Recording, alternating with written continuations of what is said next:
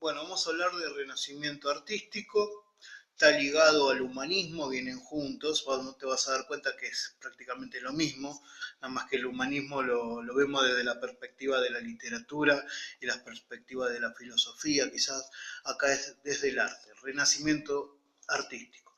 La palabra misma lo dice, renacimiento, renacer, es una revalorización de algo antiguo. ¿De qué? Bueno, del arte greco-romana, de Grecia y de Roma, de la antigüedad clásica. La antigüedad clásica, un periodo histórico que estuvo anterior a la Edad Media. Surge en Italia en los siglos XV, al principio del siglo XV, en 1400, más o menos hasta el siglo XVI, 1550. Se desarrolló sobre todo en Florencia, que luego fue la ciudad que la reemplaza en sí es Roma, pero se expande a todo el resto de Europa, tanto a Italia, tanto de Alemania como Holanda, España. Es un movimiento artístico de renovación, un movimiento de renovación artística, que tiene la necesidad de profundizar y de expresar los cambios que se van operando en la realidad, en la época. Como en el humanismo, vemos que anteriormente lo que se revaloriza es toda la vida trascendental, todo lo que tiene que ver con Dios, el paraíso, el más allá. Acá cambia, acá ahora es el hombre, su momento, su cultura, su realidad, ¿no? Está relacionado con la vida burguesa, con esta nueva vida de los comerciantes, que se tienen que preocupar por comercializar, por ir a buscar su mercadería, por estar en ultramar, por vender, por la economía. Ya no les interesa lo que va a pasar más allá, sino lo que está sucediendo ahora en este mismo momento. Por eso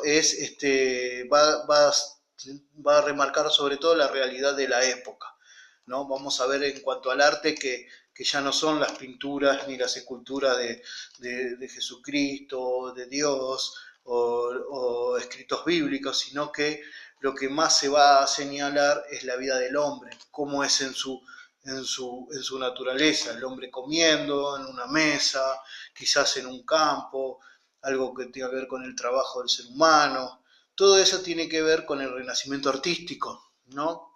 Dijimos que es el renacer de las tradiciones grecorromanas, que buscaron inspiración en los artistas en todo eso, ¿no? Vamos a ver que el hombre es, dijimos, el centro de todas las cosas y la medida de todas las cosas. Encontramos nuevas técnicas para este nuevo arte. Esa nueva técnica es la perspectiva.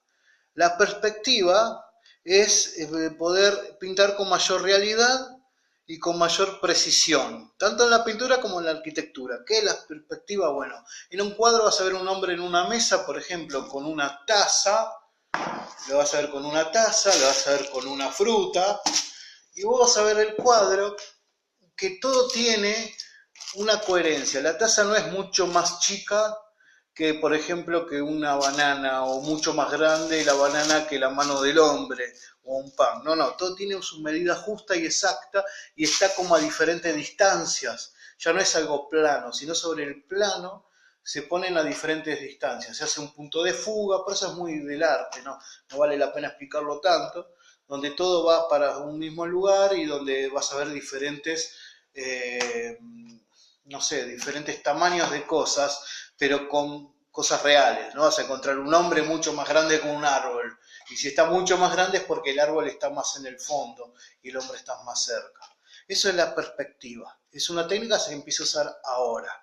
Después también la idea de la pintura con óleo empezó en esta época, y encontramos también la idea del proyecto. ¿Qué es el proyecto? Es poder pintar un boceto antes, un dibujo antes previo a la obra. Ese es el proyecto. Eso en que ayuda a que sea más real, que sea más, una obra más acabada después cuando se hace el trabajo final. El artista y su público. Vamos a encontrar que en el Renacimiento, al principio del Renacimiento, mantiene todavía eso de la vida artesanal de la Edad Media, que es la obra a pedido. Lo que va a cambiar que ya no es la iglesia lo que hace el pedido, sino el mecenas. El mecenas, acordemos que es aquel burgués de mucho poder económico que protege económicamente y que tiene quizás en su corte, tiene al artista, ¿no? Son miembros de familias de mucho dinero que pagan por ciertas obras por encargue. Entonces piden una obra para tenerlo en su casa, en su palacio, ¿no? Este es el principio.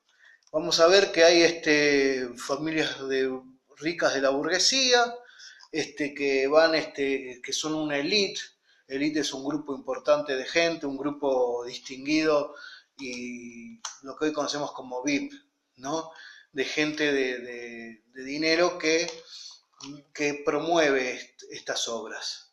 De a poco después vamos a encontrar que los artistas van dejando de hacer cosas para la vida cotidiana como mobiliario, orfebrería, artesanías, se va a dedicar más a la obra grande. El artista entonces va a abandonar poco a poco esto y va a abandonar el taller. Como vimos en la Edad Media que trabajaban en talleres y gremios, bueno, lo va abandonando y ya no son en esos talleres.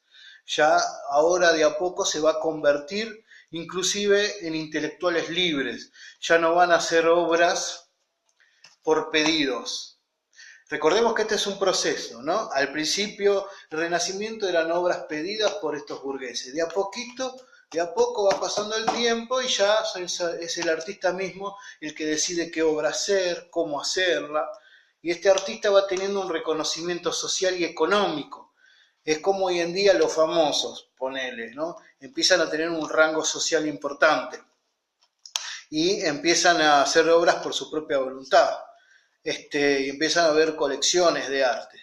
Y ahora también es donde comienza la idea del concepto del genio. El artista como un genio, como un hombre que tiene una fuerza creadora y un espíritu de genio, ¿no? De hacer una obra magnífica. Es elevado casi al rango de científico un artista, ¿no? En esta época. Eso es en cuanto al Renacimiento, lo que vemos, lo que es el concepto en general. Pero el Renacimiento lo vamos a observar en diferentes ámbitos, en cuanto a la pintura, en cuanto a la arquitectura, en cuanto a la escultura. En cuanto a la arquitectura, son el renacer de las formas clásicas, ¿no?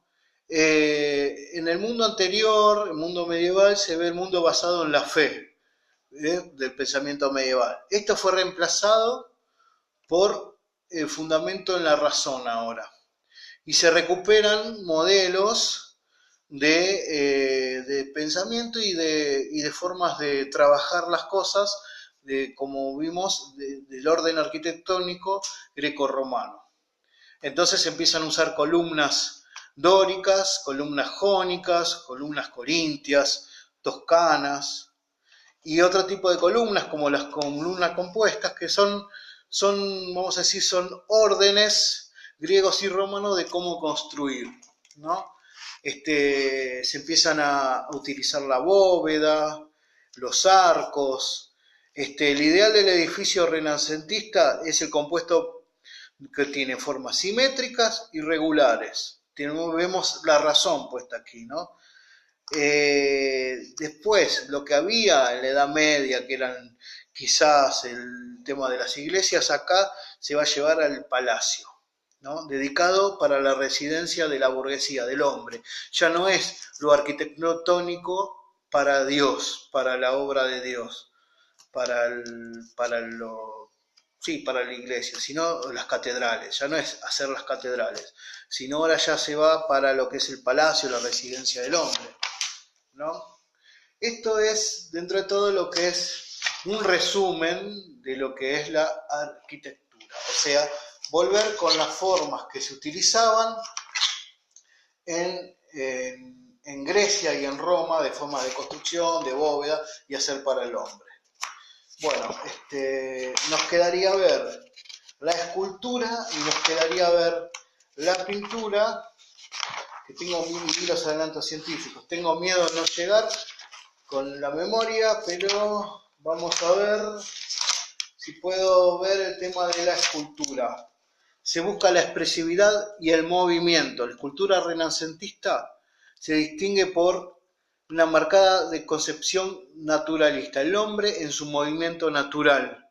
Son representaciones fieles y objetivas respecto al modelo natural del hombre.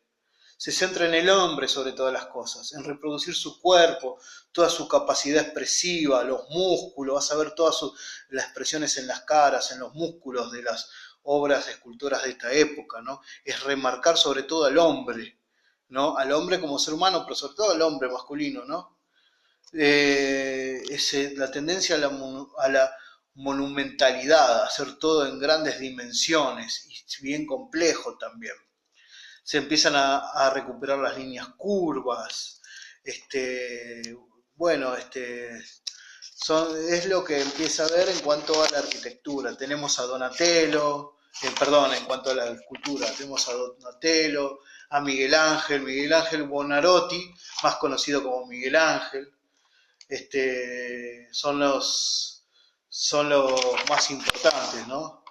En cuanto a la escultura. Bueno, ahora sí, en otro video, después quizás mañana, vamos a ver la pintura.